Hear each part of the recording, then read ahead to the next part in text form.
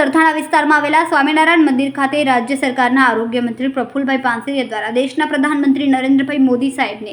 દેશના સૌથી લાંબા સમય સુધી ચૂંટાયેલા પ્રધાનમંત્રી બનાવવા બદલ તથા તેમના ઉત્તમ સ્વાસ્થ્ય અને દીર્ઘાયુ માટે પ્રફુલભાઈ પાનસેરિયા અને ભારતીય જનતા પાર્ટીના હોદ્દેદારો અને કાર્યકર્તાઓ દ્વારા મહાઆરતીનું આયોજન કરવામાં આવ્યું અને ભગવાન સ્વામિનારાયણને પ્રાર્થના કરવામાં આવી કે પ્રધાનમંત્રી નરેન્દ્ર મોદી સાહેબને ઉત્તમ સ્વાસ્થ્ય અને દીર્ઘાયુ અને દેવી શક્તિના આશીર્વાદ હંમેશા તેના ઉપર રહે,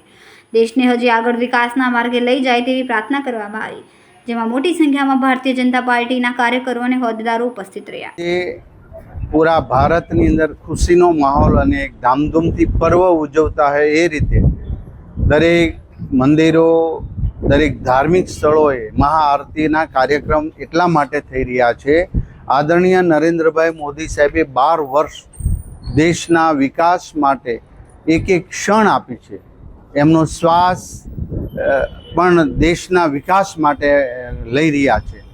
ત્યારે આજે અમે પૂણા સીમાડાના યોગી ચોકમાં પૂજ્ય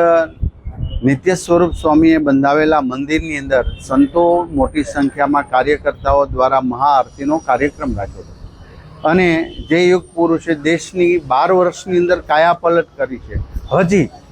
દેવી શક્તિ ભગવાન એમને આપે અને આપણા નરેન્દ્રભાઈ મોદી સાહેબ દેશમાં નહીં પણ દુનિયામાં જે ભારતનો ડંકો વાગી રહ્યો છે એ ડંકો હજી સાંસ્કૃતિક સાથે, ધર્મ સાથે આગળ વધવાની શક્તિ ભગવાન એમને આપી રહ્યા છે ને હજી વધુ આપશે। દરેક ધર્મના સાધુ સંતો વગેરે એમને આશીર્વાદ આપી રહ્યા છે કે આ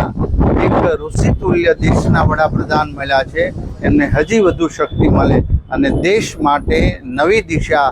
દેશ નવી દિશામાં જઈ રહ્યો છે, એમાં હજી વધુમાં વધુ તાકાત મળે। અમે પણ ભગવાન સ્વામિનારાયણને દંડવત પ્રણામ સાથે